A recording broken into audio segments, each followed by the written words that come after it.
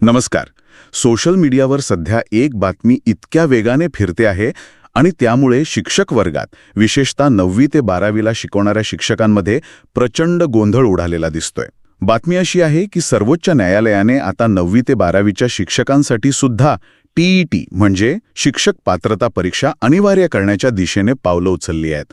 आत्तापर्यंत तर आपल्याला माहिती होतं की टीईटी फक्त 1ली ते 8वीसाठी आहे. मग हे नवं प्रकरण नेमकं आहे तरी काय? आपल्याकडे महाराष्ट्र न्यूज वर्तमानपत्रातील या बातमीचं एक कात्रण आहे आणि त्यात विशेष शिक्षक म्हणजे स्पेशल एज्युकेटर्सचा उल्लेख सारखा काय येतोय आणि या सगळ्याचा राष्ट्रीय शैक्षणिक धोरण 2020 आणि शिक्षण हक्क कायदा 2009 यांच्याशी काय संबंध आहे? चला या सगळ्या कोड्याची एक गाठ सोडूया आणि मूळ सत्य काय आहे ते समजून घेऊया. अगदी. आज आपला उद्देश फक्त ही बातमी खरी आहे की खोटी एवढंच सांगणं नाहीये, तर त्या बातमीच्या मागे दडलेला संपूर्ण संदर्भ उलगडून दाखवणं आहे. म्हणजे सर्वोच्च न्यायालयासमोर नक्की कोणाचा खटला आहे, त्यातील मुद्दे काय आहेत आणि त्याचा परिणाम खरंच सगळ्या शिक्षकांवर होणार आहे का? आपल्याकडे जी माहिती आहे तिच्या आधारे आपण या प्रत्येक प्रश्नाच्या मुळाशी जाऊ. उत्तम. चला तर मग थेट बातमीपासूनच सुरुवात करूया. ही बातमी आहे 17 फेब्रुवारी 2026चे आणि हिचा शीर्षक आहे टीईटी सर्वोच्च न्यायालयाने केंद्र सरकारला हल्फनामा दाखल करण्याचा आदेश दिला. वरवर पाहता हे शीर्षकच अनेकांना घाबरवण्यासाठी पुरेसं आहे. यात नेमकं काय म्हटलं आहे? तर बघा, ही बातमी सांगते की न्यायमूर्ती दीपांकर दत्ता यांच्या खंडपीठासमोर एक सुनावणी झाली आणि या सुनावणीत न्यायालयाने केंद्र सरकारला एक प्रतिज्ञापत्र म्हणजे ॲफिडेव्हिट सादर करायला सांगितलंय. आणि हा खटला प्रामुख्याने इयत्ता 9वी ते 12वी शिकवणाऱ्या विशेष शिक्षकांच्या वेतन आणि सेवा शर्तींशी संबंधित आहे. म्हणजे जे शिक्षक विशेष गरजा असलेल्या मुलांना शिकवतात त्यांच्या नोकरीच्या नियमांविषयी हा खटला आहे. एक मिनिट, इथेच थांबूया. मला वाटतं सगळ्यात महत्त्वाचा मुद्दा आहे. म्हणजे हा खटला सर्वसाधारण म्हणजे आपल्या रेग्युलर शिक्षकांसाठी नाही, तर फक्त विशेष शिक्षकांसाठी आहे. कारण बातमी ज्या पद्धतीने पसरवली जातीये त्यात हा फरक कुठे स्पष्ट केलेला नाही. त्यामुळं 9वी-10वीच्या विज्ञान, गणित किंवा भाषा शिकवणाऱ्या शिक्षकांनाही वाटतंय की हा नियम आपल्यालाही लागू होणार आहे. बरोबर. आणि हाच गोंधळ दूर करण्यासाठी न्यायालयाने केंद्राला काही थेट आणि टोकदार प्रश्न विचारले आहेत. पहिला प्रश्न, 9वी ते 12वीसाठी विशेष शिक्षक म्हणून नियुक्तीसाठी टीईटी उत्तीर्ण होणं बंधनकारक आहे का? दुसरा प्रश्न, जुलै 2022 शिक्षण मंत्रालयाने एक पत्र काढलं होतं, ते सर्व स्तरांवर म्हणजे 1ली ते 12वी पर्यंत लागू होतं का? आणि तिसरा, की 2010 पासून आजपर्यंत कोणत्याही राज्याने माध्यमिक आणि उच्च माध्यमिक शाळांसाठी स्वतंत्र टीईटी परीक्षा घेतली आहे का? या प्रश्नांमधून न्यायालय धोरणात्मक स्पष्टता काय आहे हेच तपासू पाहत आहे. अच्छा, म्हणजे न्यायालयात सरकारला विचारते की नियम नक्की काय आहे ते आधी आम्हाला सांगा. मग यावर सरकारच्या वकिलांनी काय उत्तर दिलं? कारण मला वाटतं तिथेच खरा गोंधळ सुरू झाला असावा. तुम्ही अगदी बरोबर मुद्दा पकडलाय. इथीच खरी गंमत झाली. सरकारच्या वतीने अतिरिक्त सॉलिसिटर जनरल म्हणजे ASG यांनी न्यायालयात सांगितलं की टेट ही सर्वच शिक्षकांसाठी अनिवार्य आहे. पण त्यांनी त्याला एक जोड दिली की विशेष शिक्षकांना भारतीय पुनर्वसन परिषदेचं म्हणजे rehabilitation council of India RCI यांचं प्रमाणपत्रही आवश्यक असतं. एक मिनिट, पण हे कसं शक्य आहे? म्हणजे आत्तापर्यंत तर आपण सगळेजण हेच समजत होतो की टेट फक्त 8वी पर्यंत आहे. मग सरकारी वकील इतक्या ठामपणे हे न्यायालयात कसं सांगू शकतात? याचा काहीतरी आधार असेल ना त्यांच्याकडे, की हा निव्वळ गोंधळ आहे? नेमका हाच प्रश्न न्यायालयालाही पडला. सरकारच्या वकिलांचं म्हणणं ऐकून न्यायमूर्तींनी लगेचच समग्र शिक्षा अभियानाच्या अधिकृत मार्गदर्शक तत्वांचा उल्लेख केला. न्यायालयाने स्पष्टपणे नमूद केलं की त्या गाईडलाईन्समध्ये फक्त इयत्ता 1ली ते 5 आणि 6 ते 8 साठीच टेटचा स्पष्ट उल्लेख आहे. त्यात 9वी ते 12वीसाठी अशी कोणतीही अट स्पष्टपणे लिहिलेली नाहीये. त्यामुळे न्यायालयाचा रोख असा होता की जर सरकारच्याच अधिकृत नियमावलीत हे नाहीये तर तुम्ही कोणत्या आधारावर हे सर्वांसाठी अनिवार्य आहे असं म्हणत आहात? कमाल आहे. म्हणजे सरकारच्या वकिलांनी एक दावा केला पण सरकारच्याच अधिकृत कागदपत्रांमध्ये त्याचा उल्लेख नाही. ही तर खूप मोठी विसंगती आहे. याच मुद्द्यावर याचिकाकर्त्याच्या वकिलांनी पण काहीतरी युक्तिवाद केला होता ना? हो, त्यांनी या प्रकरणात एक महत्त्वाचा ट्विस्ट आणला. याचिकाकर्त्याचे वकील शोएब आलम यांनी न्यायालयाला 21 जुलै 2022च्या एका आदेशाची आठवण करून दिली. त्या आदेशात केंद्र सरकारने स्वतःच हे मान्य केलं होतं की सर्व विशेष शिक्षकांसाठी टीईटी अनिवार्य असेल. त्यामुळे न्यायालय आता केंद्राला विचारत आहे की जर तुम्ही 1.5-2 वर्षांपूर्वी हे स्वतःच मान्य केलं होतं तर त्याबद्दल स्पष्ट प्रतिज्ञापत्र सादर करायला इतका वेळ का लावत आहात? तुमची भूमिका नक्की काय आहे हे एकदाच स्पष्ट करा. हाच न्यायालयाचा मुख्य हेतू आहे. सरकारची ही दरसोड वृत्तीच या सगळ्या गोंधळाला कारणीभूत आहे. ठीक आहे, म्हणजे हा खटला विशेष शिक्षकांचा आहे आणि त्यातही सरकारच्याच भूमिकेत स्पष्टता नाही हे आतापर्यंतच्या चर्चेतून स्वच्छ झालं. पण मग आपण थोडं मूळ मुद्द्याकडे येऊया. या सगळ्या गोंधळाचं मूळ कुठेतरी शिक्षण हक्क कायदा म्हणजे RTE ॲक्ट आणि नवीन राष्ट्रीय शैक्षणिक धोरण NEP 2020 यामध्ये आहे का? कारण TETची सुरुवात तर RTE कायद्यामुळे झाली. अगदी बरोबर. आपण मुळापर्यंत पोहोचलो. 2009 साली जो शिक्षण हक्क कायदा आला त्याचा मुख्य उद्देश 6 ते 14 वयोगटातील मुलांना म्हणजेच इयत्ता 1 ते 8वी पर्यंतच्या मुलांना मोफत आणि सक्तीचं शिक्षण देणं हा होता. पण केवळ शिक्षण देणं पुरेसं नाही, ते दर्जेदार असावं यासाठी शिक्षकांची किमान पात्रता निश्चित करणं गरजेचं होतं. आणि त्याच गरजेतून शिक्षक पात्रता परीक्षेचा म्हणजेच टेटचा जन्म झाला. अच्छा, म्हणजे RTE कायद्याचा फोकसच 1ली ते 8वी पर्यंत असल्यामुळे टेटसुद्धा त्याच वर्गांपुरती मर्यादित राहिली. हां, कायदेशीर आधार आहे. हो, पण त्यानंतर 2020 साली नवीन राष्ट्रीय शैक्षणिक धोरण आलं. NEPने शिक्षणाच्या गुणवत्तेवर खूप मोठा भर दिला आहे.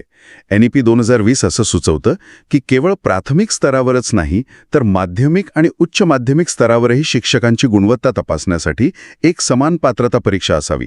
यासाठी टेटचा विस्तार करण्याची किंवा NTA म्हणजे नॅशनल टेस्टिंग एजन्सी मार्फत वेगळी परीक्षा घेण्याची शिफारस त्यात केली आहे. इथेच सगळा दुवा जुळतोय.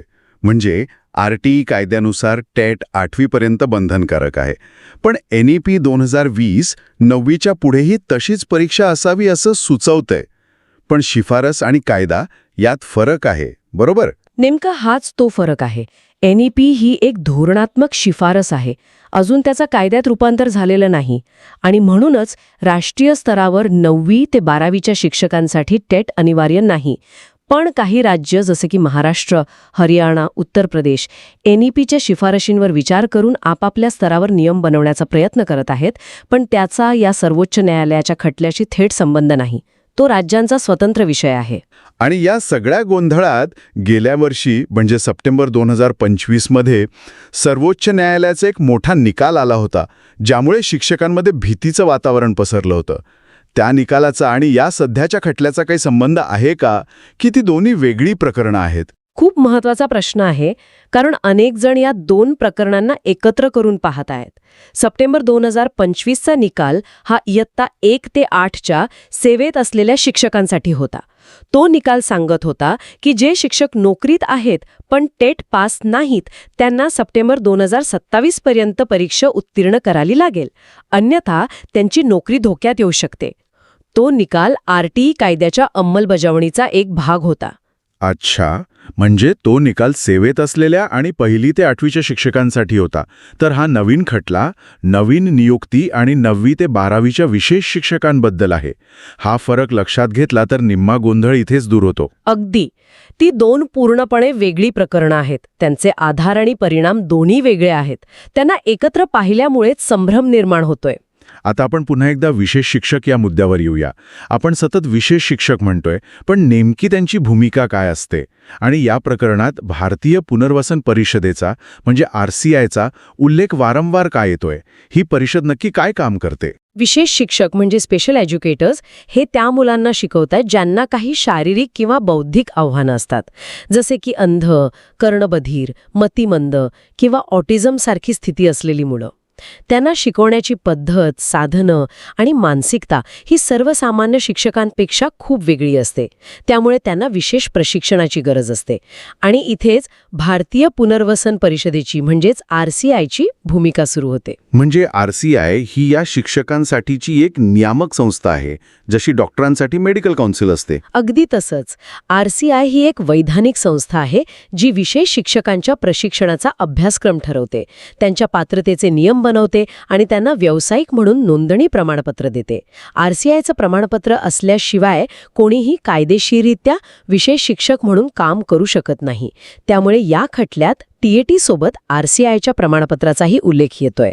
सरकारचं म्हणणं आहे की विशेष शिक्षकांसाठी TAT आणि RCI दोन्ही आवश्यक आहे. वा, म्हणजे आता चित्र पूर्णपणे स्पष्ट झालंय. चला तर मग या संपूर्ण चर्चेचा सार काढूया. जे श्रोते विशेषतः शिक्षक हा सगळा गोंधळ डोक्यात घेऊन ऐकत आहेत, त्यांच्यासाठी सगळ्यात महत्त्वाचे मुद्दे कोणते आहेत जे त्यांनी लक्षात ठेवायला हवेत? नक्कीच. आपण याला 4-5 मुख्य मुद्द्यांमध्ये विभागू शकतो. पहिला आणि सगळ्यात महत्त्वाचा मुद्दा म्हणजे जी बातमी सोशल मीडियावर फिरत आहे ती खरी आहे पण अपूर्ण आहे. ती 9वी ते 12वीच्या सर्व शिक्षकांसाठी नाही, तर फक्त आणि फक्त विशेष शिक्षकांसाठी, स्पेशल एज्युकेटर्ससाठी आहे. सर्वसामान्य शिक्षकांनी घाबरण्याचं कारण नाही. बरोबर. ही पहिली गोष्ट. दुसरी गोष्ट म्हणजे सर्वोच्च न्यायालयाने अजून ह्या प्रकरणात अंतिम निर्णय दिलेला नाही.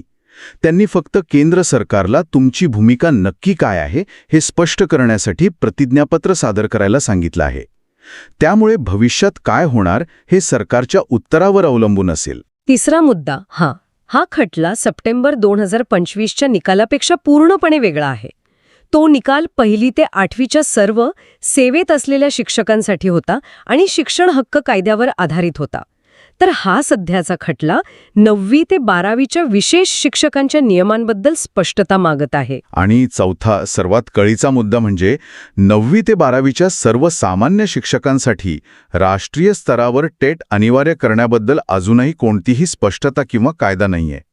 NEP 2020 मध्ये तशी शिफारस आहे, पण ती अजून बंधनकारक नाहीये.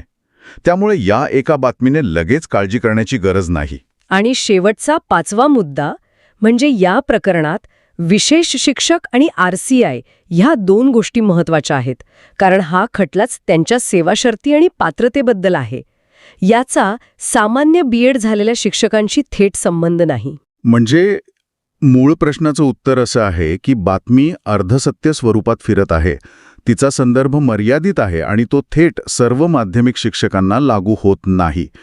या सखोल विश्लेषणामुळं सगळा गोंधळ नक्कीच दूर झाला असेल. आपण बातमीच्या मुळाशी गेलो आणि प्रत्येक पैलू व्यवस्थित तपासला. हो. आणि जाता जाता श्रोत्यांसाठी एक विचार. हा खटला जरी विशेष शिक्षकांपुरता मर्यादित असला तरी तो शिक्षणाच्या गुणवत्तेबद्दल एक मोठा आणि महत्त्वाचा प्रश्न नक्कीच निर्माण करतो. जर आपण प्राथमिक स्तरावर शिक्षकांच्या गुणवत्तेसाठी पात्रता परीक्षा आवश्यक मानतो, तर माध्यमिक स्तरावर जिथे विषय अधिक गुंतागुंतीचे होतात आणि विद्यार्थ्यांच्या करिअरची दिशा ठरते, तिथे अशी समान पात्रता परीक्षा का नसावी? NEP 2020 याच दिशेने विचार करत आहे. त्यामुळे आज जरी हा नियम लागू नसला तरी भविष्यात यावर नक्कीच मोठी चर्चा होईल आणि शिक्षण क्षेत्रातील हे पुढचं महत्त्वाचं पाऊल ठरू शकतं. त्यावर लक्ष ठेवणं गरजेचं आहे.